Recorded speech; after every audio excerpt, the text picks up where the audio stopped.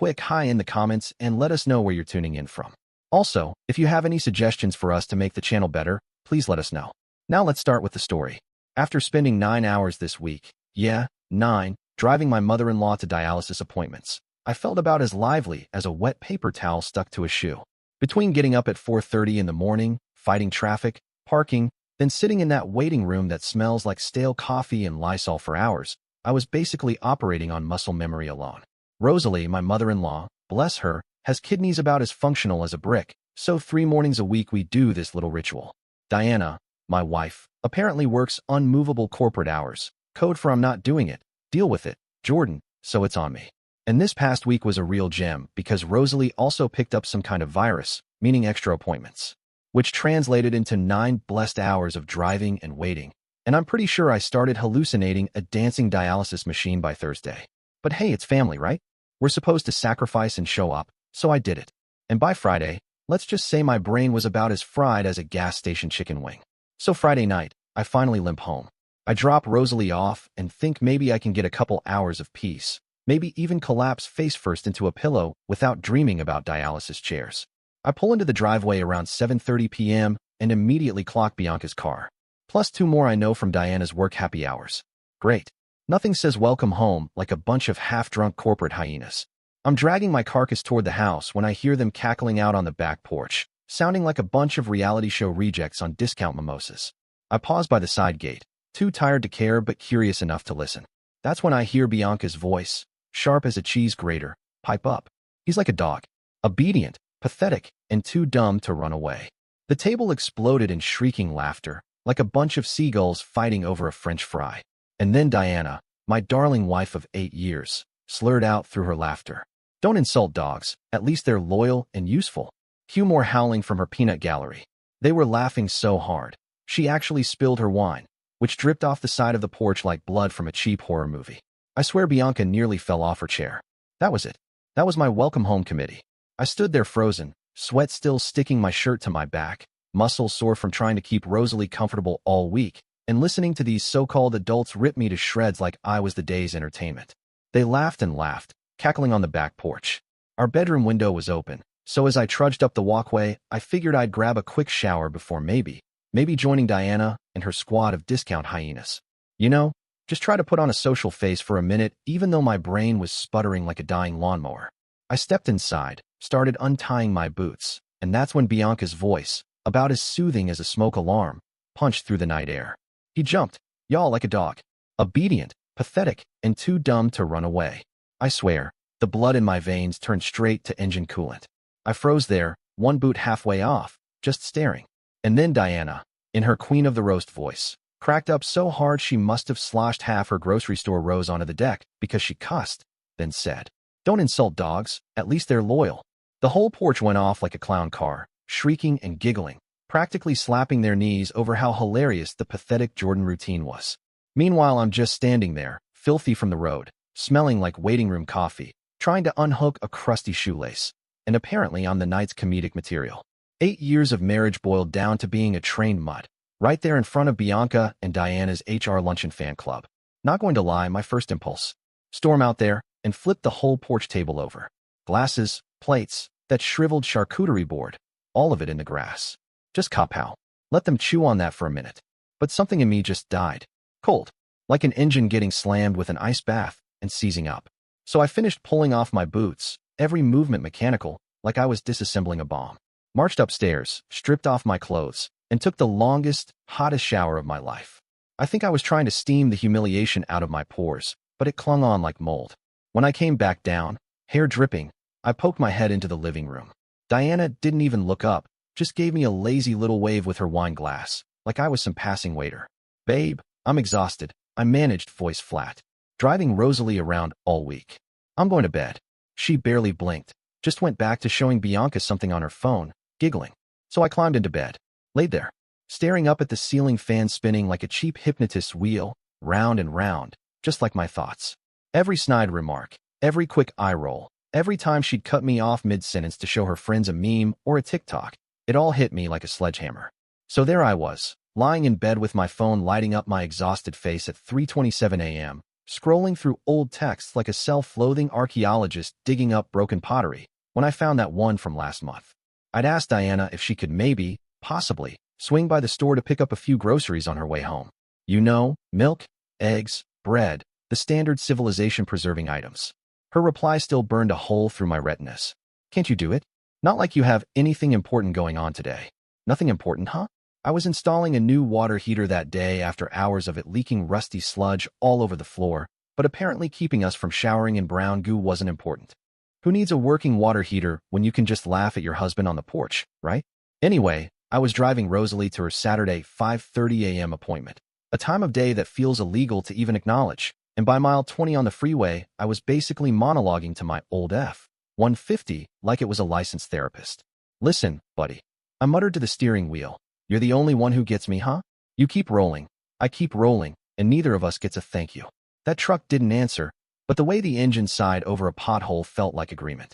By the time I pulled Rosalie back into her driveway, I decided what needed to be done. First call was to Martin, my buddy since high school.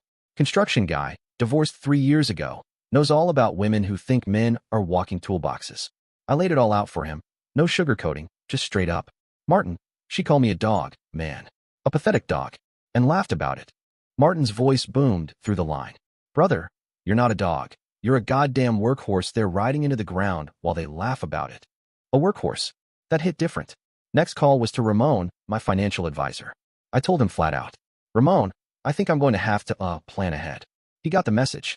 Turns out, there's a ton you can do to protect yourself financially when you're married to someone who sees you as a glorified Uber driver with a dishwasher setting. Meanwhile, the real kicker? Rosalie, sweet, tired, gentle Rosalie, has no clue what comes out of her daughter's mouth. She actually cried yesterday, hugged me with those thin dialysis-weary arms, and told me, Jordan, I don't know what I'd do without you. You're the son I never had. That about split my brain in two. Over this weekend, I've been quiet, deadly quiet. Diana hasn't noticed. She's too busy with her social calendar, flipping through her happy hours, to see the look in my eyes shift. Something inside me changed, dropped down like a transmission shifting into low gear, slow, unstoppable, methodical. Ever wonder how a person can share your bed for 8 damn years and still look at you like you're a half-trained dog instead of a human being with, feelings and a working spine? That's the question spinning around in my skull, night after night, keeping me up staring at the ceiling fan like it's going to spell out the answer in Morse code. I'll keep helping Rosalie. She deserves it. She's never treated me like trash. But Diana? Let's just say this obedient dog is about to remind them what happens when you kick a loyal creature one too many times. I've been researching, documenting, lining things up like an engine teardown, every bolt, every gasket, nothing missed.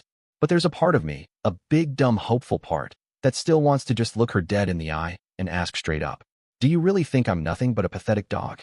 That's all I got for now, I guess. Rosalie's next dialysis is at 5:30 a.m. tomorrow.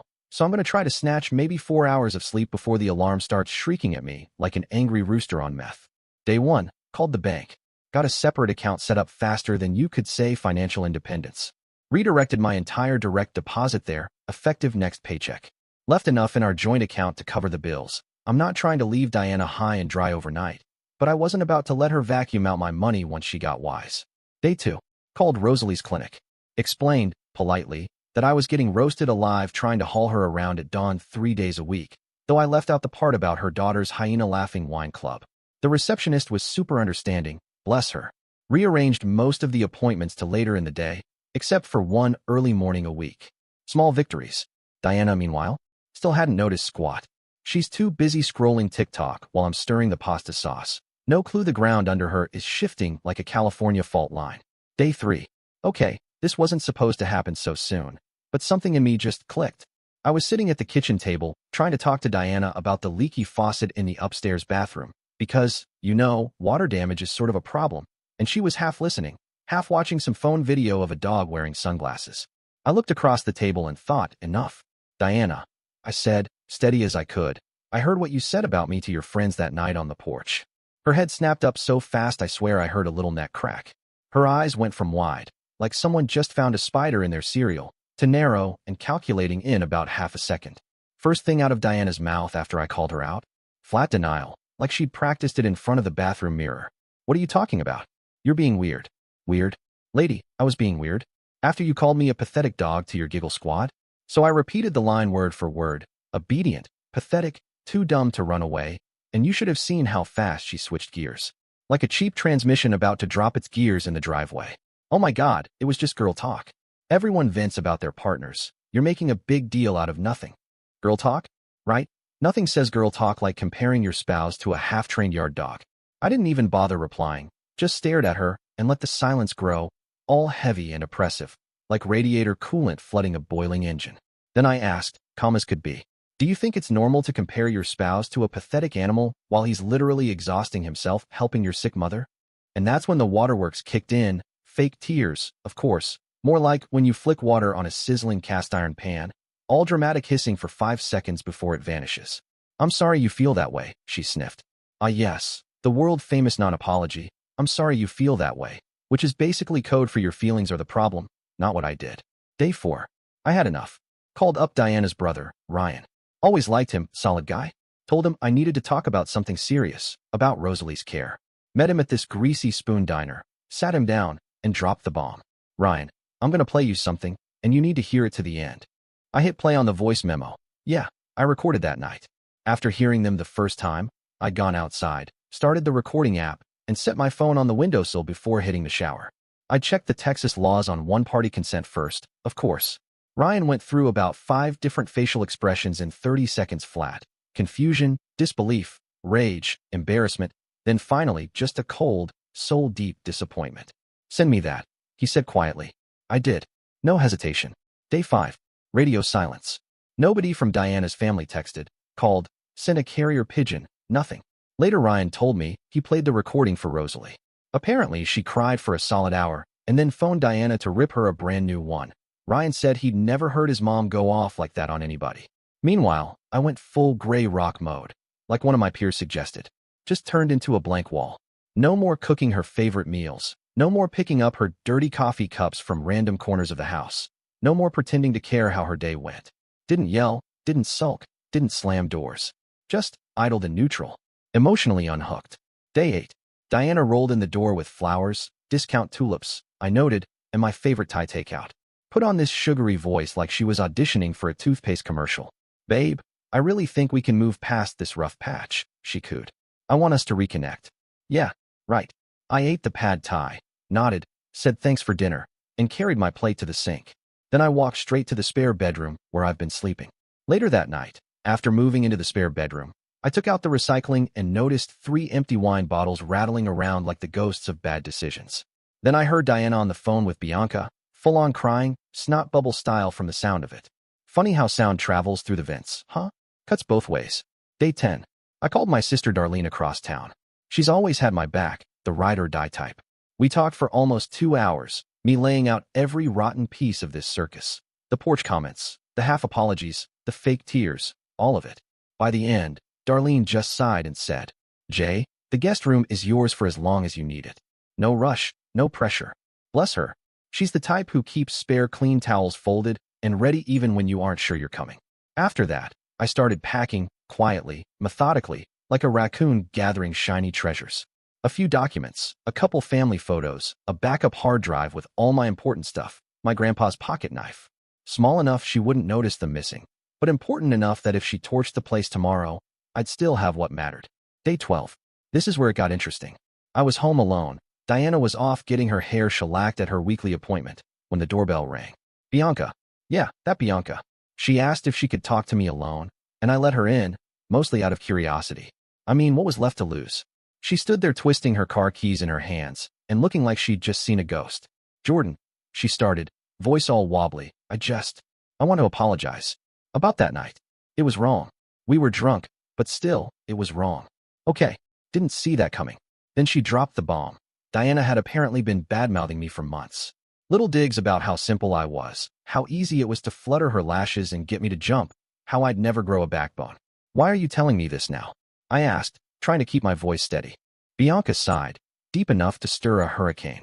Ryan played me that recording, and it made me see how toxic our whole friend group is.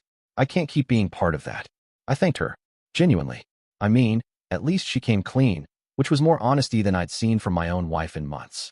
After she left, I sat in my truck for an hour, talking to the dash like it was my therapist. Well, old buddy, I told the steering wheel, guess you're still the best listener I've got. Day 13, execution day. I waited until Diana was off to work, then took a personal day from my job, called Martin and two other buddies who owed me more than a few favors, and rented a moving truck the size of a school bus. We went through the house like a precision pit crew. I took exactly half of everything, right down to the measuring cups and spare light bulbs. Her half I left neatly arranged, Marie Kondo style. No slashed tires, no ketchup-smeared walls, none of that. Just quiet, efficient, unstoppable. Wrote a note in my neatest handwriting. Diana, I'm moving out. I'll still help with Rosalie's appointments. But our marriage is over. I'll be in touch by email about next steps. By 3 p.m., I was sitting on Darlene's porch with a sweaty glass of iced tea, feeling something I hadn't felt in months, peace. Then the texts started flooding in. First, where are you? Then, where's your truck? Then her texts got real interesting. First was confusion, like she'd been whacked with a frying pan. Did something happen? Then realization came rolling in, smacking her upside the head. Are you serious right now? You moved out without even talking to me. After that, predictably, came the rage stage. You can't just leave like this. This is abandonment. I'll tell everyone what you did. And once she'd screamed into the void for a bit, bargaining showed up, wearing its sad clown makeup. Please come home. We can fix this. I'll go to counseling. I'll do whatever you want. I only responded once. One time, as cold and clinical as a hospital discharge form. I'm safe. I'm staying with family. I'll continue taking Rosalie to her appointments. All other communication needs to go through email from now on. Then I muted her number so fast, it was like hitting the ejection seat. Day 14. Took Rosalie to her appointment this morning. She reached over and squeezed my hand while we waited, dialysis machine humming in the background like a grumpy coffee maker. Jordan, she said, tears threatening at the corners of her eyes, I'm ashamed of how my daughter treated you. No matter what happens between you two, you'll always be family to me. Not going to lie, y'all, that hit me straight in the chest gasket, deep. While Rosalie was in treatment, I checked my email and saw that Diana had sent me 17 messages overnight. 17. A tragic buffet of threats, guilt trips, heartfelt apologies, and then, because life is hilarious, boring practical questions about bills. Speaking of bills, I paid my half of this month's mortgage and utilities, then yanked every last automatic payment off our joint accounts. Car insurance, Netflix, the premium cable package, and her minimum credit card payments. All stuff that used to slurp money right from my paycheck like a leech. All about to come due next week with no automatic rescue. Let's see how she likes remembering bill deadlines. Called a divorce attorney this afternoon, too. Got a consultation scheduled for Monday. One more line on my to-do list checked off. And here's the funny part. I'm weirdly calm. Like, for a guy whose entire life just got stripped down to the bare frame and is now being rebuilt from scratch, I feel more at peace than I have in years. Sure, there are moments where it hits me, like this morning, when I want to make coffee and realized I'd left my favorite mug behind. That stung. But mostly I feel unburdened. Like I've been dragging a trailer with faulty brakes up a mountain for 8 years, and someone finally unhooked it so I can drive freely again. Diana's latest text? Yeah, I still read them, just don't answer. This one said, you can't just throw away 8 years like they meant nothing. You owe me a conversation at least. And you know what? I'm not the one who threw away those 8 years. I'm just the one who finally realized how much they were worth to her. That's all I got for now, y'all. Rosalie's got another appointment tomorrow afternoon, and Darlene drafted me to fix her garbage disposal tonight in trade for room and board. Life goes on, one bolt at a time. Later, Diana had just shown up at Darlene's place out of nowhere. What I didn't mention was how off she seemed. Not drunk, exactly, but not firing on all cylinders either. Darlene described her best: hair a tangled rat's nest, dark circles, pajama pants with a wrinkled blouse that looked like she'd pulled it from the bottom of the hamper.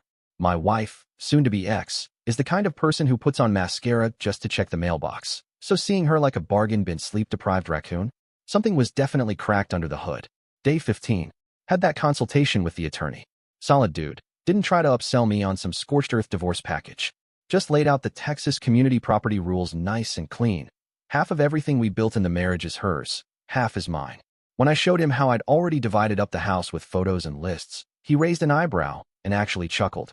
You'd be surprised how many people don't do this, he said. I just shrugged. I mean, why trash the place? No need to dump gasoline on an already burning ship. Later that evening, Ryan texted, asking if we could meet. We hit that coffee place near the hardware store. Ryan looked like a zombie with insomnia, eyes all puffy, stress lines deep enough to need asphalt filler. He ran a hand over his face and sighed like a man on the edge. Jay, she's called me 20 times a day, he told me, crying, screaming, sometimes both at once. Then he dropped the kicker. She showed up at my apartment at midnight last night, pounding on the door, woke up my kid. Said I had to convince mom to stop talking to you. I nearly spit my coffee across the table. And Rosalie? I asked. Ryan snorted. Told Diana exactly where she could shove that idea. Rosalie might be dealing with kidney failure, but she's still got a steel backbone. Day 16 and 17. Relative quiet. Too quiet. Like the part in a horror movie where you just know the killer is about to jump out. Diana went full digital ghost mode. No texts, no posts, no random calls. Darlene even joked. Maybe aliens finally abducted her. I almost started to worry something really had happened to her. I mean, how long can you go without drama when you thrive on it? But no, should have known. It was just the calm before the storm. Day 18. Took Rosalie to her appointment again. Good news for once. Her numbers are improving, and the doctor is even talking about cutting dialysis down from 3 times a week to twice. Small wins feel big these days. I was sitting there in the waiting room, half reading a magazine about boats I'll never own, half zoning out, when my phone blew up with notifications. Diana went full nuclear on Facebook. Full nuclear. Wrote up some tragic novella about how I had abandoned her without warning, and how the man she trusted with her heart had betrayed her in the cruelest way. Tagged half our mutual friend list. 2. Classic Darvo move if I've ever seen one. Deny, attack, reverse victim and offender. Thing is, the comments section?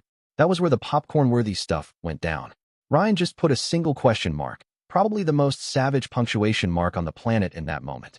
Then Bianca, yeah, the same Bianca who started the dog talk, chimed in with, there are 2 sides to every story. Maybe people shouldn't rush to judgment. Okay, Bianca, bit late to grow a conscience, but better than never, I guess. Then Martin, bless that man's petty little heart, dropped the hammer. Funny how you left out the part where you called your hard-working husband a pathetic dog while he was driving your mother to dialysis. 37 likes before Diana deleted the entire post in a fit of embarrassment. Guess she couldn't stand her own dirty laundry flapping in the wind. Day 19. Time to pick up more of my stuff. Coordinated with Diana, so I'd come by while she was at work, because honestly, I was not in the mood for another episode of As the Porch Turns. When I walked in, place looked like a raccoon convention gone wrong. Dishes piled up, rotting takeout boxes everywhere, dirty laundry draped on every flat surface like tragic modern art. The sink was clogged, and judging by the half-disassembled drain parts lying on the floor, she'd actually tried to fix it herself, then rage quit halfway through. For half a second, muscle memory nearly kicked in, my brain screamed grab the wrench, fix it, but then I snapped out of it. Not my problem. Not anymore. While I was gathering the last of my tools from the garage, I got a text from an unknown number. Turns out it was Taylor, one of the original Porchwine hyenas. Hey, Jordan, I'm just worried about Diana. Maybe you're being too harsh by cutting her off completely. Oh really, Taylor? Miss he's too dumb to run away was worried? I fired back one line and left it there. Would you want to stay married to someone who laughed about you being pathetic and useless behind your back? No reply. Shocker. Day 20 and 21. Rosalie invited me to Sunday dinner. Just me and her, no drama. She made her famous pot roast, the one that smells like heaven in a crock pot. Over dinner we had a real, honest heart-to-heart. She actually apologized for raising a daughter who could be so cruel. That about cracked my heart in half. You have nothing to apologize for, I told her. Grown kids make their own choices. Before I left, she handed me a small wooden box. Inside was her father's old pocket watch. Said she'd been saving it for the son she always wanted. Yeah, y'all, I don't cry much, but I had to go sit in my truck for 10 solid minutes before I trusted myself to drive away. Day 22. Then came the Texas spring rainstorm. If you've never lived through one, let me tell you, it's a biblical-level event. Thunder rattling the windows like a sledgehammer, lightning lighting up the night sky like a camera flash, rain coming down like someone was dumping buckets straight from the roof of heaven, around 9 p.m. I was halfway under Darlene's sink, trying to chase down a leaking P-trap, when headlights swept across the front windows. I froze like a raccoon in a trash can. Diana's car, parked sideways, taking up both spots in the driveway like she was expecting a getaway. That was my first clue this was going to be fun. Darlene and I locked eyes. She raised an eyebrow. Want me to call the cops? I wiped my hands on a rag and sighed. Let's wait and see. Didn't have to wait long. Diana came storming up the front walk. No umbrella, no raincoat, just straight up, soaked like a sad sponge. Started pounding on the front door hard enough to rattle the hinges. Darlene cracked the door, keeping the chain on. Diana tried to shoulder barge right through anyway, like she was about to repo a car. "I need to see Jordan right now," she yelled. Darlene, all 5'2" of righteous fury, held her ground. "Back up, or I'll call the police." Diana scowled, stepped back, but didn't leave. Just stood there on the porch while the rain turned her into a raccoon-eyed mess. And then, the screaming started. She let it all pour out, louder than the thunder overhead. "How could you do this to me? 8 years meant nothing to you? You're cruel, heartless. You cut me off without even letting me explain or make things right." Between the mascara rivers and the shrieking, I couldn't decide if I should hand her a tissue or a microphone. She kept going. "I can't pay the credit card bill. They're charging me late fees. My car needs new brakes and I can't afford them. Everyone is taking your side, and I'm losing all my friends." It was a tragic opera, y'all, with Diana in the starring role of victim of the year. What she never said, not once, was, "I'm sorry for calling you a pathetic dog while you were busting your tail to help my sick mom." That apology? Nowhere to be found in the greatest hits of Diana. I stood in the doorway, just watching her, this woman I'd spent nearly a decade with, unravel on my sister's porch like a cheap sweater in a hurricane. And the strangest thing? I felt absolutely nothing. No anger, no revenge thrill, no pity, just this calm, solid certainty that I was watching someone else's mess. Finally, when she paused to catch her breath, I stepped forward. "Diana, I'm not enjoying seeing you like this," I told her, as evenly as a judge reading a parking ticket, "but I'm not responsible for it, either. You showed me exactly who you were and how you saw me, and I'm just believing you." She opened her mouth, then shut it again. Rain pounded on the porch roof like a war drum. "Adults," I added, "face consequences for their choices. These are yours." And then, because I guess I couldn't help myself, I twisted the wrench one more time. "I will always make sure your mom is cared for, Diana, even if you won't, because that's what decent humans do for each other." That hit her so hard I swear you could practically hear something snap inside. She just stood there, mouth flopping open and shut like a fish gasping for air. Then she whispered, voice hoarse and raw, "I made one mistake, one stupid comment when I was drunk, and you're throwing away our whole marriage over it." That was the moment I decided to play the ace I'd been holding up my sleeve. Calm as a mechanic about to quote an expensive repair bill, I pulled out my phone, tapped open the voice memos, and hit play. Not just the dog comment. Oh no. That was just the amuse-bouche. I served up 3 more tasty courses. One where Diana told Bianca how she'd train me to do the grocery shopping by pretending to be bad at it, so I'd just take over. One where she laughed about how I was so naive I actually believed she cared about my boring stories from work. And the piece de resistance, Diana bragging about how she could get me to do literally anything by withholding for a few days. Her face went from flushed to pale like I'd sucked the battery straight out of her. "How long have you been recording me?" she hissed. I just shrugged, cool as a fan. "I haven't been," I said. "Just happened to catch these few incidents." Once I started paying attention, she opened her mouth, then shut it again. "Texas is a one-party consent state," I reminded her, in case she thought about lawyering up. She didn't argue, didn't say another word, just turned, walked back into the pouring rain, and drove away. Day 23 to 27. Divorce proceedings officially started. Ryan texted me that Diana had been trying to hit up their parents for money to help cover bills. They refused. Apparently she's hunting for a roommate now, since she can't swing the mortgage solo. Meanwhile, I found myself a small apartment close enough to help Rosalie, but far enough away that I didn't have to worry about bumping into Diana or her leftover friend group. Darlene came over to help me move in. The place is humble, but it's mine. Me, my tools, and some peace and quiet. That's all I need. Day 28. Met with the mediator to finalize the divorce details. Diana came in looking like someone had let all the air out of her tires. No screaming, no tantrums, just deflated. We settled everything in under 2 hours. She keeps the house and the mortgage. I keep my truck, my tools, and we split the savings right down the middle.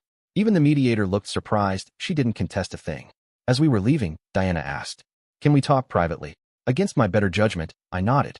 For the first time in, ever, she actually gave me a real apology. "No sorry you feel that way. No but you overreacted nonsense. Just a straight up sorry." She told me she'd been thinking hard, that she realized she'd taken me for granted, had never really considered what would happen if I wasn't there fixing everything, paying for everything, keeping her world running. I let it sink in, then nodded. "Thank you," I said. "I hope you find whatever it is you're looking for." Then I turned and left. Driving home, talking to my dashboard like an old friend, it hit me. For 8 years, I'd been the fixer. The guy who held the bolts together. The one who kept the engine running when it should have been junked. Never once did it cross my mind that sometimes the best fix is knowing when to walk away from a machine that can't be repaired. So that's where things stand now. The divorce will be final in a couple of months. Rosalie's health is looking up. Her doctor says she might be a transplant candidate next year, which feels like winning a small lottery. On the weekends, I help Martin with his deck project. Payments in beer and barbecue, which, let's be honest, is a fair deal any day. Life still isn't perfect. My apartment pipes make weird noises I can't quite figure out yet, and the neighbor's dog starts barking at 5 a.m. like clockwork. I still sometimes reach across the bed expecting someone to be there. But for the first time in forever, I'm not someone's tool. I'm not someone's dog. I'm just me. A guy with a beat-up toolbox and a heart that's starting to mend, figuring out how to rebuild after years of wear and tear. That's all I got for now, y'all. Thanks for riding shotgun with me through all. Dear listeners, please share your thoughts in the comments section below and don't forget to like, share, and subscribe.